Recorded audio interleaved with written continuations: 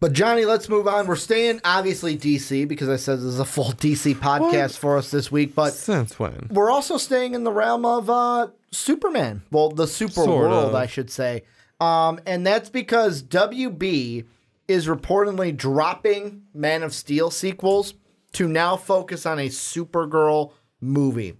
According to, and this comes from the hashtag report, it is renewed focus, it being DC, has renewed focus in Supergirl that led to Henry Cavill's ousting as the Man of Steel. Warner Bros. Is evidently planning on telling Supergirl's story from the very beginning. The movie will be an origin story referencing a teenage Kara Zor-El. There's reportedly no Superman in the planned movie right now, but Kal-El would be a baby according to comics lore. If this is accurate, if it's an unexpected, if somewhat comic accurate take on the Supergirl character. Here's the thing I want to ask you with this one.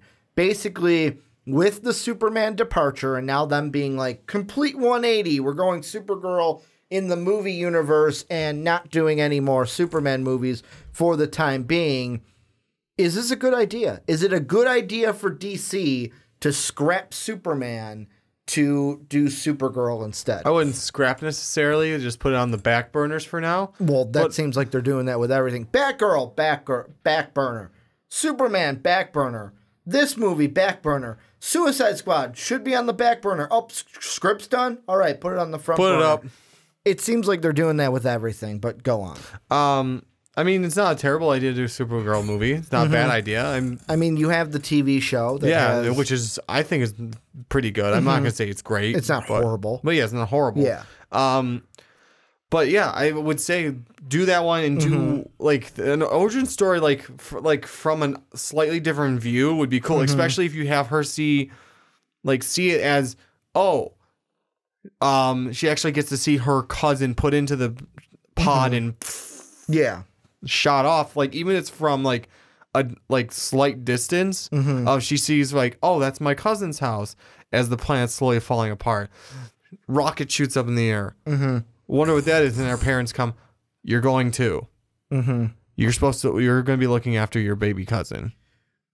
Type thing, and then shoots up. Isn't that what she's supposed to do? Like she's technically supposed to have been sent to Earth as well to look after him. Yeah. Well, I don't remember. Here's what it. Okay, you're right. You are right. You are right. The playlist reports that as of right now, Supergirl is being conceived as a period piece with a likely 1970s setting. This would be an origin story for a teen Kara, but also make it impossible for Superman to appear.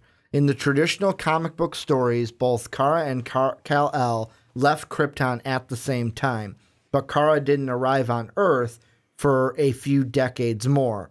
When she did, her baby cousin was all grown up and the superhero known as Superman. But that would all change with this approach. These are, however, early and unconfirmed reports on the story and could change as the script is developed. So to me, it sounds like when you were saying that, I was like, yeah, I'm going like, because it's like, yeah, that's right. But if they go with a 1970 setting, which first off, I go, that's fine by me, because with the whole period piece thing, DC has shown we can do that. They did it with Wonder Woman. They're going to do it again with Wonder Woman. They've shown, hey, if we do these period piece things, we can lock down a pretty solid movie. But if you do it this way, you're not going to bring Superman. There's no way you bring Superman to Earth in the 1970s, even if it's as a baby. Even if it's just as you reference the baby as Kal-El and it's not Superman, you wouldn't bring him to Earth in the 70s, would you? No. He would. Well, yes, he would, but as a baby. He'd be there as a baby, because I think... So would you reference it? Would you even reference that she had come to Earth? Actually, her coming to Earth wouldn't be in the 70s. That's what I was trying to make a point of. Would be in the 60s, because this is teen Supergirl. Well, no, what I was gonna say is it wouldn't make sense when it comes to the comic book storyline of it, because isn't it that he, like you actually already said, he grows up, then she arrives as a teenager. Mm-hmm. That wouldn't make sense to make it a 70s period piece because in the arc of everything, she's supposed to be a teenager when he's an adult because she got stuck in or went through a wormhole. Yeah. So like a 70s period piece doesn't make in my mind doesn't make sense because it doesn't like even take anything from the comic books. Here's the thing though, and this is how you could play into it. And this is why I think if you're going to do 1970s piece, you have to do it where she comes alone. She does not come with him. And the reason being is, look at Superman. One of the big things about Superman is why does he not age? Because on our Earth with our atmosphere, he ages a lot slow. He's aging, but he ages a lot slower on Earth with the, what is it, the yellow sun? Yeah. With our yellow sun radiation, that's what gives him his powers. He's aging a lot slower. So he looks like Superman 20 years down the line, where it's like, holy shit, why are you not changing? Like, why are you not getting old? And we don't jump and see a gray hair Superman until, like, I never saw that until we got, like, Batman Beyond and, like, that far down the future. Yeah, but it doesn't make sense if you come back, because the DC universe is still, like, yeah, they're decided to pull and string it out to not be, like, connected like the MCU is. Yeah. But everything's still, as of what they talked about last, everyth's still connected. Yeah. But that still doesn't what you're saying is, it still doesn't make sense. How could she be here in the 70s and we have not seen her in any movie so far? No, that's not what I'm saying. What I'm saying is still canonically, it does not make sense because unless you're going to make her older than Superman when like Superman arrives, if she's here in the 70s and he's here as a baby, she's still going to age the same way he is. So when he looks like a 30-year-old adult, she should probably look like a 40-year-old, maybe a 40, 50-year-old woman. Unless they change it to where she gets sent down before he's even born. And then he's still doesn't make sense. No, but what I'm saying is it can, because you can explain it to where, so he's not old. She ages to where, yes, she looks like it's like technically in Krypton years. It's like dog years. Technically in Krypton years, you're 30, but in Earth years, you're a teenager, kind of a thing. Where it's like you look like you do because of Earth's atmosphere, because of what. Okay, but again, if she's sent down to Earth before Kal-El, she will age at the same rate when he gets here. When he does. Yes. That's the thing. Okay. He will be younger than her no matter what then. Yes. But he's supposed to look older than her when they meet. That's what I'm saying. I know they're not intended on meeting. You get what I'm saying now? Yeah, he's supposed to look older. He's supposed to look older. That will not happen if she's here any time before he is. And that's because he said and I know you know more about the DC, but the one thing I know about Superman is that she sent from Krypton as a teenager, where he sent from Krypton as a baby. Here's another thing. Yes. I'll throw this I'm just out. saying, the 70s thing doesn't make sense to me. Well, think about this. Yeah. The 70s thing can make sense, but what if Earth isn't the scene? Earth is not the main scene. And the reason why I say that is I'm throwing another layer onto this discussion. Apparently, there are... What are these rumors? Yeah, rumors that right now Brainiac is expected to be the main villain. And this one is according to Daniel R. at Superbro Movies. The plan for now is for Brainiac to step into the villain role for the Supergirl movie. This rumor builds on another rumor that Supergirl will take place in the 70s, long before Cavill's Superman is around. And then it says, like, naturally rumors like this should be taken with a giant grain of salt, and would not be the first time that this particular source has gotten it wrong. However, bringing such an epic villain like Brainiac to the big screen for the first time would certainly be a great way to make Supergirl a must-see film for comic book fans. Here's the only thing I'm going to throw in about this. Brainiac is the villain right now in the TV series. Why would you do the same thing? Yeah, I didn't know he was a villain in a TV series because I haven't watched it in a while. I know that, I know that you want to do the whole, we want it to make the entire, hey, this is what we're going to do. But we've seen, if I'm not mistaken, we've seen Brainiac on the CW for that whole series. So why the hell would you do that then in the movie? You know what I'm saying? Wouldn't you do a complete different villain? The question is, and this is like I said, Mark, Dave, and I on Too Old the Game this week talked about ideas that we would have for a Superman game. Because there's 20 new jobs. We've talked about it before. You wouldn't have flying through the rings? 20. We made that joke. Mark basically said that he first wouldn't make a Superman game. Dave said he would just do he would recreate Superman 64 pixel for pixel, is what he would do. Flying through rings. But basically, what I'm getting at is what I said in that conversation. One of the things that worked great for Spider-Man and even Batman, tons of villains to work with. Mm-hmm. I don't know how you fit in the Superman villains. And that's the thing with Superman that I feel like Superman's greatest villain is Lex Luthor. But it's hard to do a Lex Superman thing because they're so different. Where Superman is brute strength and I'm going to fight you. Where Lex Luthor is, I'm the politician, I'm going to beat you with my mind kind of a thing until he gets his mech suit. And everything else is so cosmic to where it's yes, you can probably do a Brainiac, but I don't know how you would work that in. Or a Bizarro, or if you're doing Doomsday, then you got to do Death of Superman because Doomsday knocks out Superman basically with that 2K punch where basically Superman doesn't die. We think he's dead. He's just in a really big coma and is sleeping off getting knocked out by Doomsday.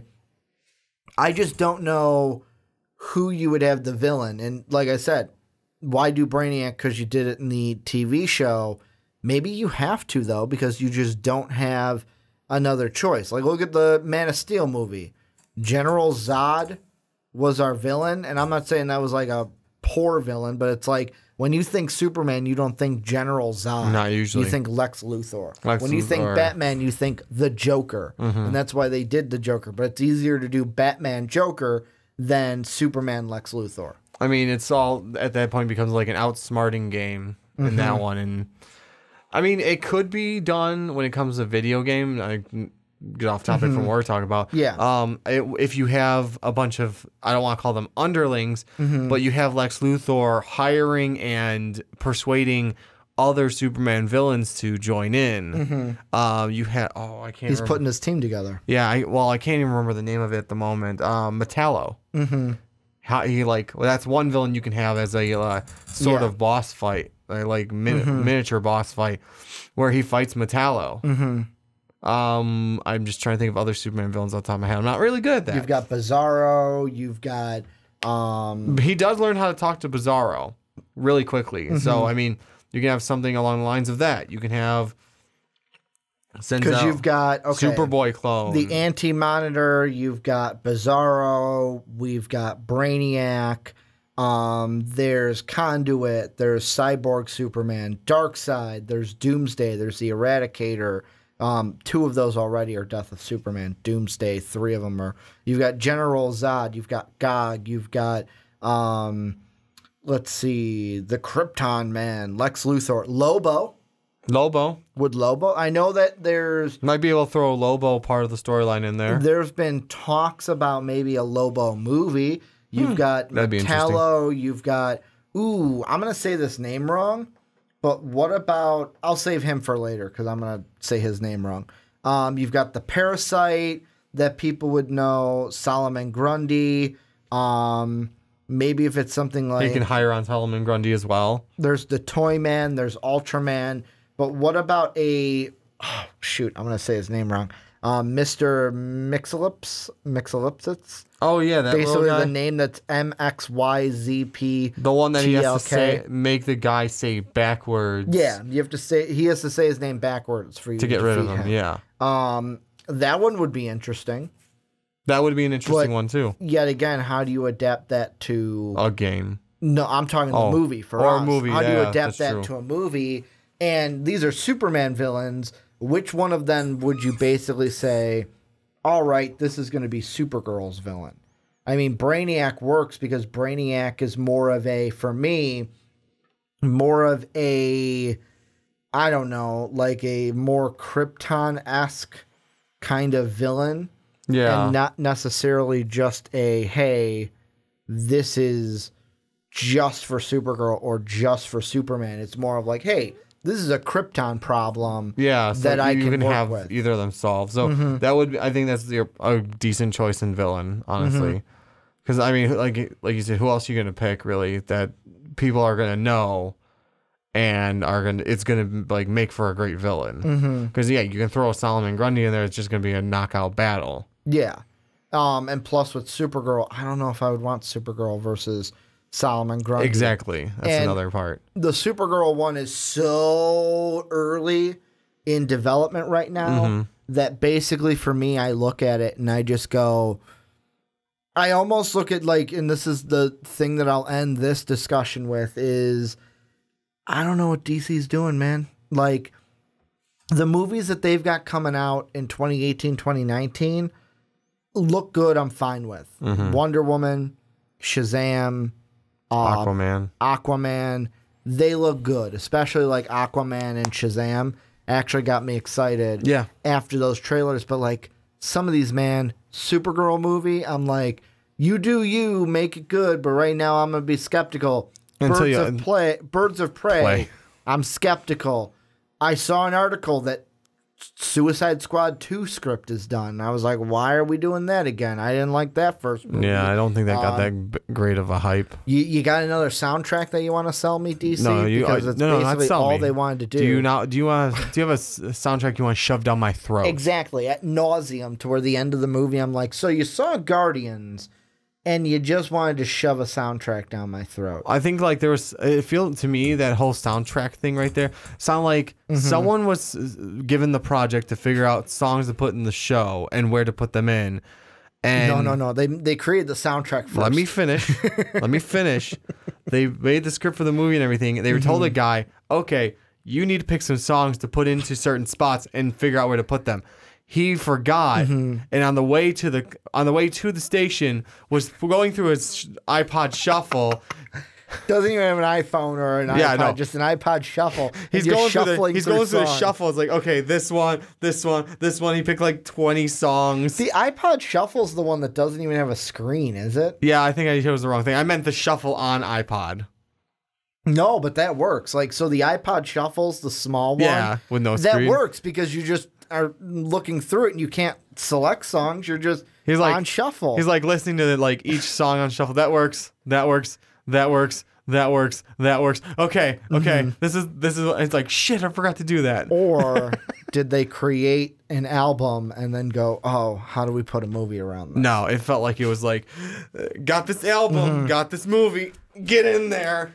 That's the thing. That's what it felt like to me. I just worry about with DC, the whole Henry Cavill thing.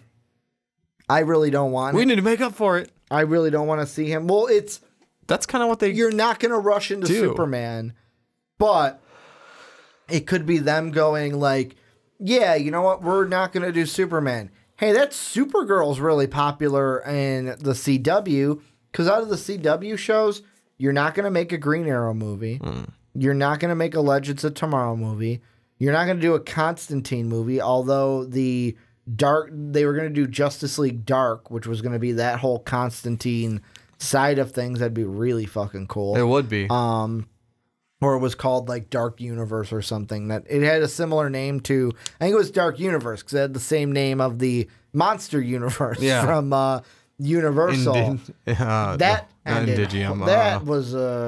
was great, right? I mean, we got one movie out of that universe before it crumbled to the ground. But for me, I look at stuff like this and it's like, it's great to talk about. That's why I was like, is this a good idea? And for me, I'm kind of leaning towards this might just be a saving face kind of a thing. Like, oh, no, we don't have Superman. Hey, let's get Supergirl. Let's do a Supergirl movie. Yeah, if you do it right. Don't, and this is why I said don't throw it in the 70s because that doesn't canonically make sense. Like, there's a reason your source material is basically your script is in a sense already made. Follow your goddamn source material. And that's where, for me, make it make sense. I'll say this and kind of relate the gaming to movies again. That's why, for me, if it's a movie, stay closer to the comic book source. If you're a game, pull away from it. Do something else. Because, like the Spider-Man video game that I've been playing this week a lot, and the last 2 weeks, some stuff, they're like, hey, this is from the comics. Other stuff, they completely were like, hey, we're going to go in our own direction. Which is fine, but that all in the whole realm of it, it all canonically makes sense, correct? Yes. Like, there aren't things that, like, that would never happen. No, it wasn't like that. Exactly. It made sense, although the one thing, and I'm not going to say because I don't want to spoil anything for you or anyone who hasn't played it, they did change. I'll just say they changed Norman Osborn's and Oscorp's origin story. That's all I'm going to say. They changed it from the comics, but while you're playing the game, how they present it is basically like, all right, for me, I didn't hate it. I'm like, all right, that fits. Now, the post-credit scene at the end hyped me up. Do I see that being like, it is completely different from the comics? Do I question it a little bit? Yeah. I can't wait to give you the game to play so that you can play it, so that you and I can talk about it. Not on a podcast. We got too old to game, but just between ourselves. Exactly. How you think about it. But any final thoughts on Supergirl before we move on? No, like I said, if you're going to do a movie like that, I'm not opposed to it. Just do it right. Stick with your source material more so than you're talking, because this in the 70s thing does not really make sense. Well, this is where you guys come in. Let us know what you guys think. Does it make sense? Is it a good idea for them to move into Supergirl after reportedly Henry Cavill leaving, or not leaving, getting kicked out? However, he's not going to be Superman. They're saying no to Man of Steel sequels in order to do the Supergirl. Is it a good idea for DC? Let us know what you guys think down below in that comment section.